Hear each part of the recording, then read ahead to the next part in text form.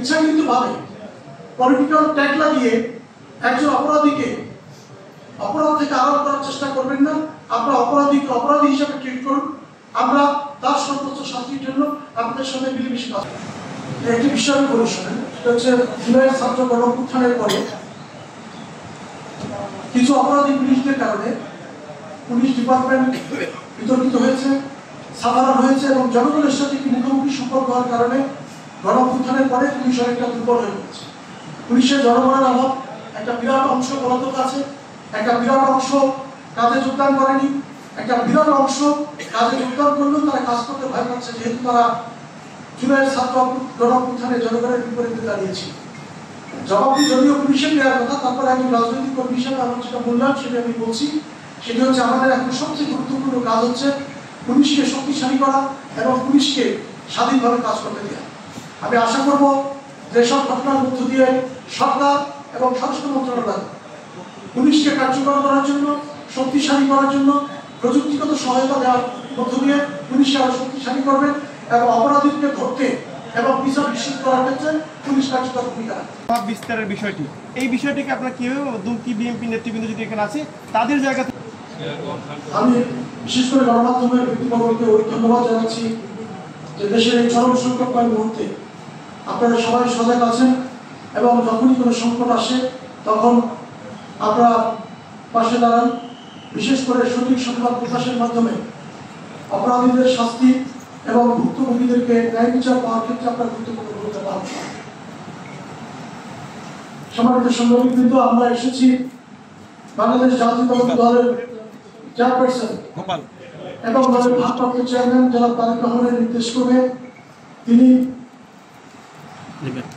বেশ কিছু ধর্ষণের ঘটনার পাশাপাশি পটুয়াখালীতে একটি দুমকির বাংলাদেশের ইউনিয়নে একটি ধর্ষণের ঘটনা ঘটেছে। সকল নির্যাতিতা এবং ধর্ষিতা বোনদের প্রতি সহমর্মিতা প্রকাশ করার পাশাপাশি দুমকিতে যে ঘটনাটি ঘটেছে একটি শহীদ পরিবারের সদস্য, আপনি জানেন যে মেয়েটির বাবা জুলাইয়ের ছাত্র গণঅভ্যুত্থানে রাজপথে জীবন দিয়েছেন এবং তিনি আদালত থানা বিএনপির একজন নেতা। তার পরিবারের এই সংকটময় মুহূর্তে আমরা তার জন্য এবং তার পরিবারের জন্য আমাদের দায়িত্ব আছে, কর্তব্য আছে, সেই কারণে আমরা এসেছি। আপনারা জানেন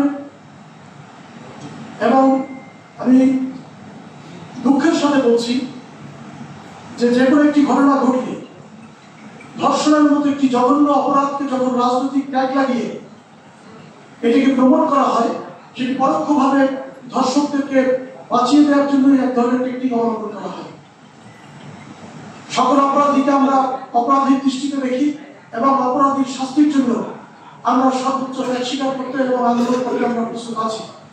বাংলাদেশ জাতীয়তাবাদী দল, জাতীয়তাবাদী মহিলা দল এবং অঙ্গ সংগঠনগুলো এই নির্যাতিতার বোনের পাশে ঘটনার পর থেকে আছেন। বিশেষ করে অঙ্গ সংগঠনের নেতৃবৃন্দ সারা এখানে ছিলেন, ঘটনাস্থলে গিয়েছেন, দুমকিতে গিয়েছেন, সার্বক্ষণিক কেন্দ্রকে অবহিত করছেন এবং বিএনপির ভারপ্রাপ্ত চেয়ারম্যান জনাব তারেক রহমান প্রতি মুহূর্তে এই ভিকটিমের তথ্য জানার চেষ্টা করছেন এবং তার জন্য কি করণীয় আছে, যদি উন্নত চিকিৎসার জন্য যা যা করণীয় তা করার জন্য তিনি দলকে নির্দেশ দিয়েছেন।